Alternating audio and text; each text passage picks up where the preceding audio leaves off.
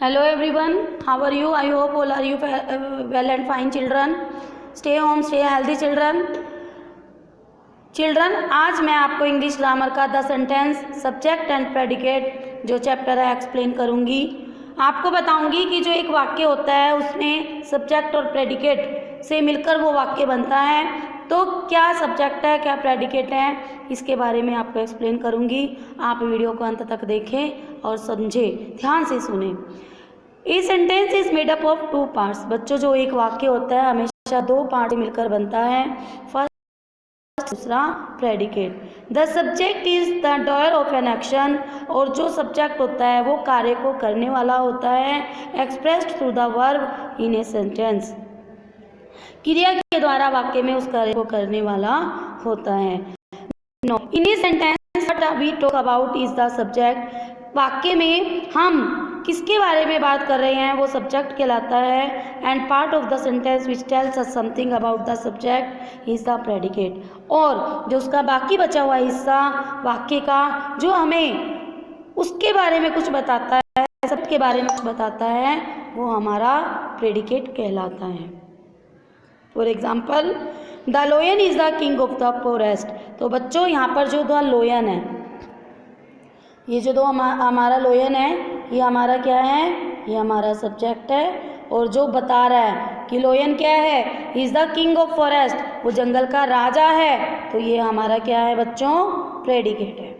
Clear. Next children हमारा है each of them has brought a dictionary.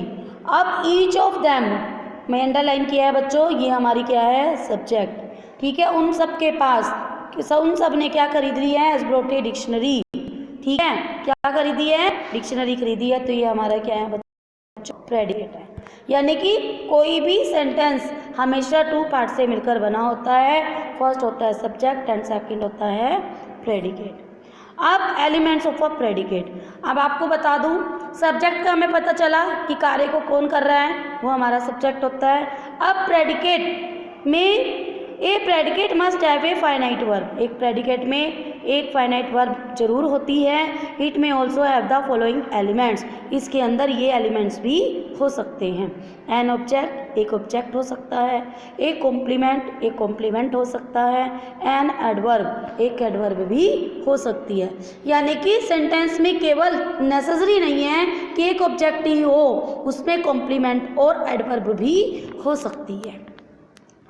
First देखेंगे, the predicate can be made up of only a verb, यानी कि जो predicate है एक वर्ब से भी बन सकती है। कैसे, he danced, he played, he write, he run, he eat. तो ये ही यानी कि क्या हो गया, हमारा सब्जेक्ट हो गया, और डांस्ड हमारी वर्ब होगी, ये हमारा क्या बन गया, प्रेडिकेट बन गया।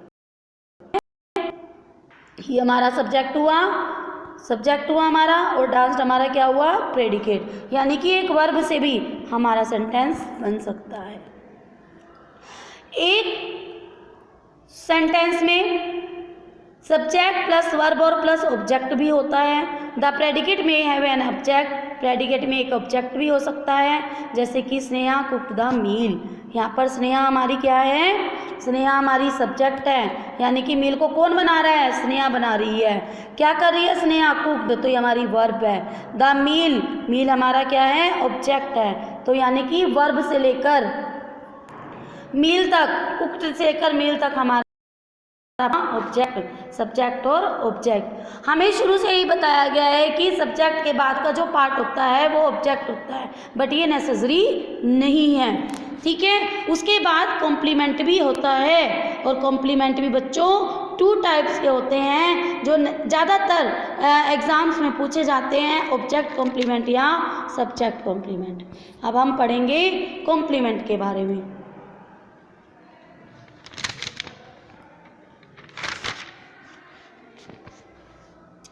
कॉम्प्लीमेंट चिल्ड्रन 2 टाइप्स के होते हैं, सब्जेक्ट कॉम्प्लीमेंट और ऑब्जेक्ट कॉम्प्लीमेंट।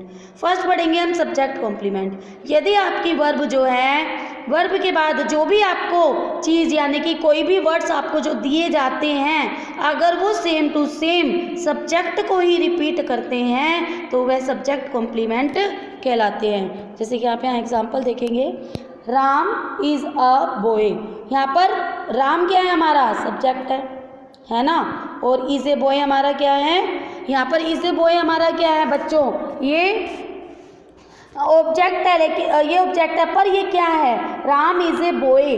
जो बॉय कौन है, राम है, यानी कि बॉय प्रभाव किस पर डाल रहा है, राम पर ही डाल रहा है, सब्जेक्ट पर ही डाल रहा है, दोनों सेम टू सेम है, दोनों क्या हैं, दोनों सेम है। तो बच्चों ये हमारा क्या हो जाता है, सब्जेक्ट कॉम्प्लीमेंट हो जाता है। ठीक है, यहाँ बॉय और राम है, दोनों सेम है, इसलिए यहाँ पर सब्जेक्ट कॉम्प्लीमेंट है। अब बात याद रखनी है, वर्ब के बाद हमेशा ऑब्जेक्ट नहीं दिया गया होता, वर्ब के बाद ऑब्जेक्ट भी दिया गया होता है। जैसे कि आप देखेंगे, राम से बोल, राम के पास बोल है, राम क्या है हमारा सब्जेक्ट है, एज ए बोल हमारा क्या है, ऑब्जेक्ट है।